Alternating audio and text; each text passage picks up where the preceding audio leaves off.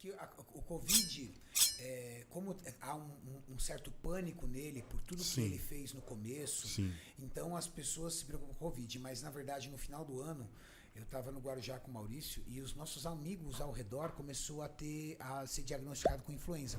O influenza é o que mesmo? É H o que mesmo? H3N2. H3N2. Parece seriado, né? Tipo, temporada 3 seriado. Parecendo seriado, H3N2. H3N2, né? Exatamente. Aí o que aconteceu? Estávamos todos lá, aí tinha uma festa na casa do Beto, aí o Beto me ligou e falou assim, Renato, a Bela, que é a filha do Betão, tá muito doente. Aí eu falei pra Tati, é melhor a gente não ir por conta da minha bebê. Eu tenho uma bebê que na época tinha 2 meses. 2 para 3 meses. Eu falei, melhor a gente não ir. E que pegou um tempo na UTI também, né? Não, a minha filha, pelo amor de Deus. Eu sei o trauma que é eu ter um bebê na UTI. Aí eu falei assim, é melhor a gente não ir. E assim, melhor todos de casa não irem. Porque se um for e acontecer de se contaminar, vai passar pra todo mundo. Exatamente. Aí nós não fomos. Aí a Bela piorou, foi fazer exame, influenza. Nossa. Aí a esposa do Beto pegou da menina. Aí as crianças que estavam lá também pegou. E quando você menos percebe isso. Aí nós estávamos com o dentista fit lá, né, Mauricião? O Fabiano estava lá. Tava tudo certo de eu ir lá visitar ele, um amigo, ele pegou. As crianças dele pegaram. Sim, tava todo mundo pegando, então você tava numa situação de pânico. Então, e você era bem essa época, né, Julião? Final de ano. Bem nessa época, todo mundo pegou, inclusive eu. Eu Hoje tive essa gripe forte também. Você também teve, Julião? Eu tive. Quando eu voltei do Rio, que a gente foi naquele evento, provavelmente. Expo Super Show. Exato. E fazendo um parênteses aqui, todo mundo que tá viajando agora tá pegando. Todo mundo. Ou pega no aeroporto, ou pega quando chega no lugar. O normal é pegar no aeroporto ou no avião, porque não tem jeito, tá numa fase de pegar. Tanto que a gente está fazendo, a gente pede no consultório, quando o paciente liga, olha, eu tô com sintoma tal. Uma coisa que a gente chama de quadriplex da gripe, que é o SARS-CoV, influenza A, influenza B e o vírus sincicial. Então, pega esses 4. Por quê? Porque grande chance de ser um desses caras saber o que ter para poder orientar o paciente. Né? Então, a gente pede esse teste e aí a gente sabe exatamente o que o cara tem naquele momento. Música, qual a diferença de tratamento, por exemplo, do influenza para um Covid? Ou ele tem sistemas de atuações diferentes? Por exemplo, o Covid eu sei que ele atua muito no sistema respiratório, né? Então, depende da cepa, né? O que acontece, eu não sou infectologista, estou te falando aquilo que a gente observa, né, discutindo com os colegas. Né?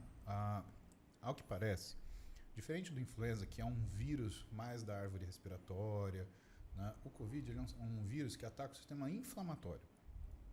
O SARS-CoV, né, que é o nome do vírus, né, não, o Covid é a doença, mas o SARS-CoV ele é um vírus que ataca o sistema inflamatório. Então, tudo que inflama fica doente. Por isso que você tem efeito neurológico. Pensa que 86% das pessoas que têm Covid desenvolvem problemas neurológicos. Então, você coloca aí memória, transtornos de humor, depressão, ansiedade. 86%. Cara, dá até queda de cabelo. Sim. E bastante queda de cabelo. Depois que eu tive Covid, meu cabelo começou a despencar, me deu um desespero danado. A Amanda Marques tava com problema, pegou Covid, ela da probiótica, cabelo caindo também bastante. Sim. É muito efeito colateral. Os mais importantes, né, que eu elenco, né, é a parte neurológica, porque isso tem relação com o comportamento. Então, tem muito paciente meu que reclama até agora. Fala, Paulo, eu estou dando aula, eu não consigo seguir adiante. Tem hora que eu perco o raciocínio e tem hora que eu não lembro a palavra que eu tinha que falar. Segunda coisa, miocárdio. Né?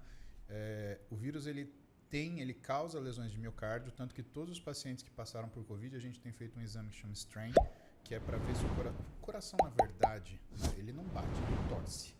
Né?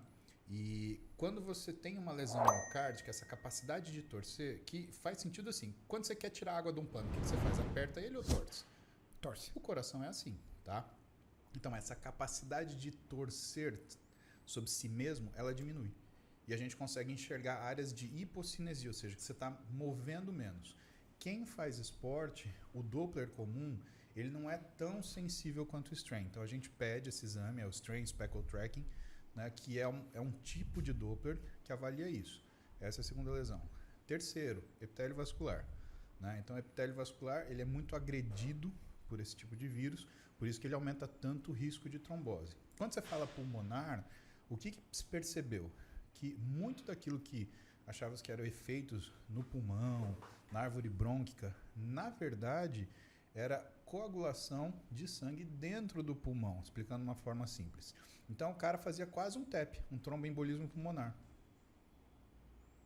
E por mais que você não tivesse necessariamente uma lesão no alvéolo, uma lesão no epitélio pulmonar, você tinha uma alteração vascular que, fazia com que o teu pulmão ficasse praticamente como se fosse uma massa. Então você não conseguia nem expandir, nem contrair. Por isso que o sofrimento, que a gente chama de angústia respiratória, a pessoa não consegue respirar porque é como se ela estivesse afogada, cara, É a situação do mata-leão ali que o cara tá controlando a pressão. Vou te dar um exemplo. Quando eu tive o Covid, eu passei 3 noites que foram decisivas no que eu ia melhorar ou não. Você é asmático? Eu tenho asma, né, para ajudar, né?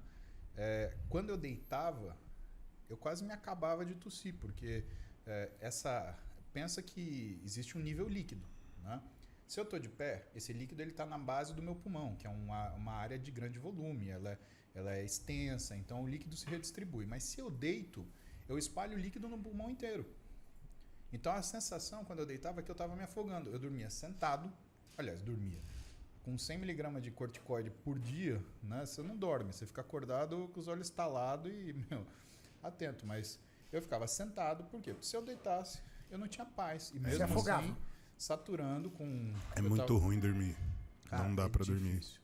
Né? E eu com concentrador de oxigênio, eu saturava bem, saturava 92, 94.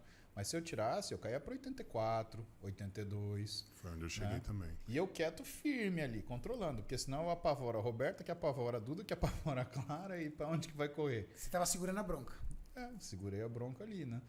E aí, segurei, fui bem, fui fazendo... E na época, foi no começo. Então, não se sabia as recomendações. Da corticoide não dá isso não dá. O que eu fiz? Cara, asma, corticoide. Desculpa, tô inflamado. Eu tomei o corticoide. Aí vai muito do feeling do médico. Exato. Liguei pro meu irmão, Guilherme. O Guilherme falou assim, mas toma a dose efetiva. Toma 1 miligrama por quilograma, Paulinho. Porque você precisa sair, né? Aí, discuti com o Guilherme e comecei. 100 miligramas de prednisone por dia. Pá. Cara, já senti um alívio.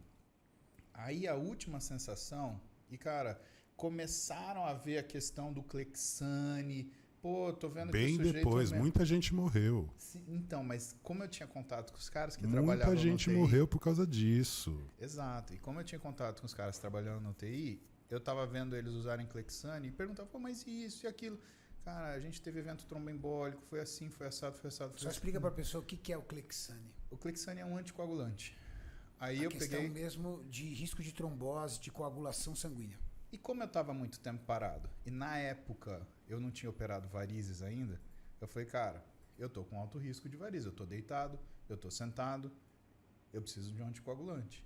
E aí eu comprei um anticoagulante de farmácia mesmo, cara, mas assim, no dia seguinte, eu melhorei, que eu levantei e falei, nossa, eu sou outra pessoa. Melhorou a saturação, melhorou tudo.